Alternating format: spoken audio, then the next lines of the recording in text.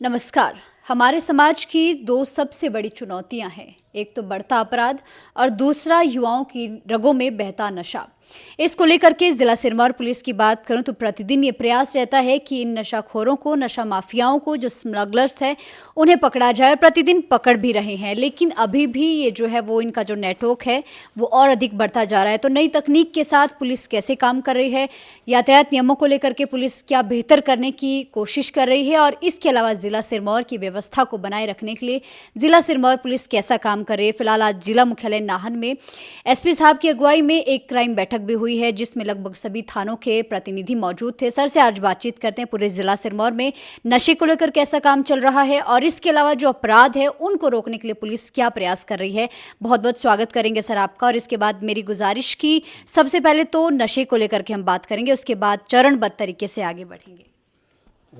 देखिए, आज crime meeting थी, तो क्राइम मीटिंग के तहत जितने भी हमारे 11 थाने हैं तो उनके इंचार्जेस और चौकी इंचार्जेस आए थे।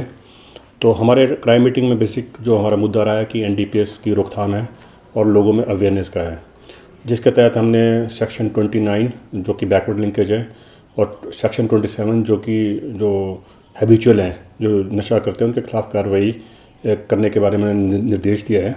साथ ही साथ हमने पिट एनडीपीएस और जो फाइनेंशियल इन्वेस्टिगेशन है, जिसमें कि स्मगलरों की और पेडलरों की जो प्रॉपर्टीज़ है हम उसको अटैच करते हैं और जो कि बाद में जो उनके कन्विक्शन पे तो ये है कि जो सरकार इसको कुर्की कर देती है।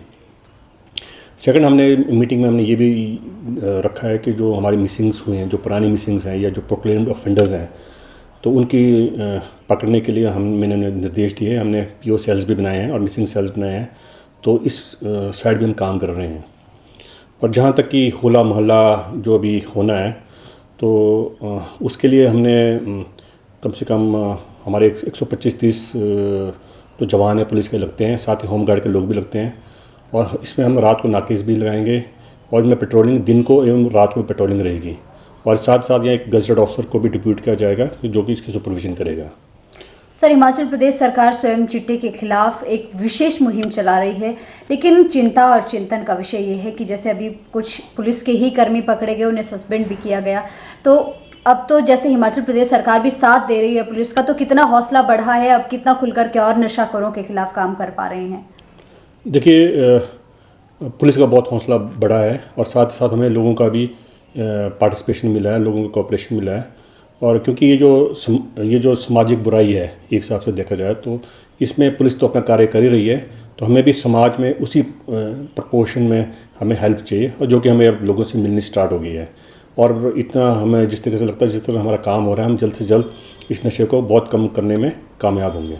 सर, यातायात को लेकर के ज़्यादा सवाल उठते हैं, बहुत सारे एक्सीडेंट्स माजरा से लेकर पौंटा साइड में होते हैं, तो इस पर पुलिस क्या विचार विमर्श कर रही है और क्या प्लानिंग है आगे के लिए? देखिए, हमने यहाँ पे हमारे ITMS लगे हैं, जिसमें हम ओवर स्पीडिंग की गाड़ियों को हम चलान करते हैं। साथ साथ हमारे पास ना गाड़ियाँ आई हैं, 3 इंटरसेप्टर्स हैं।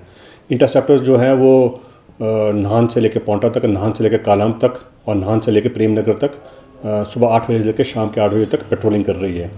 उसमें एक और सुविधा भी है कि 112 की सुविधा भी है। इन केस कोई एक्सीडेंट होता है तो सबसे पहले वो मौके पर जाते हैं। और साथ साथ हम रोड इंजीनियरिंग की भी बात करेंगे कि उसमें हम आपस में अभी डिस्कशन भी हुआ है कि हम NH के जो एक्शन हैं, जो ऑफिसर्स हैं, उनको हम ये सुझाव देंगे कि जहाँ पे ज़्यादा स्पीड है वहाँ पे भी कुछ रोड पे ऑब्स्ट्रक्शन लगाएं, लिटिल जो रोड ब्रेकर्स होते हैं वो लगाएं, स्पीड ब्रेकर्स होते हैं, स्मॉल स्पीड ब्रेकर्स होते हैं। और साथ साथ कोई ट्रैफिक लाइट्स हो जो कि ब्लिंक करे, जिससे कि दूर से आने वाले जो भी तेज़ी से आ रहा है वो थोड़ा रुक जाए उसमें। साइबर क्राइम के मामले भी लगातार बढ़ रहे हैं, लोग प्रतिदिन इसका शिकार हो रहे हैं, चाहे ऑनलाइन ठगी है, चाहे वो वीडियो कॉल वाला सिस्टम है। तो सर, इससे कैसे बचें, कैसे जागरूक रहें? देखिए जी, सबसे पहले तो हमारे को अवेयर इस बात का होना चाहिए कि जो बैंक वाले भी बताते हैं कि कभी भी आपको अपना पिन नहीं देना है।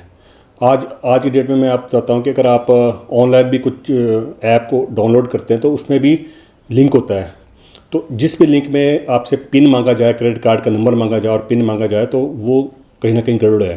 तो जैसे ये होता है तो आपको 1930 में कॉल करना है, जिसमें कि हम जो अकाउंट जो फ्रीज़ कर देते हैं और उसके बाद जो हम ये जो पैसा जो रिकवर करके कंप्लेंट को हम पहुँचा सकते हैं।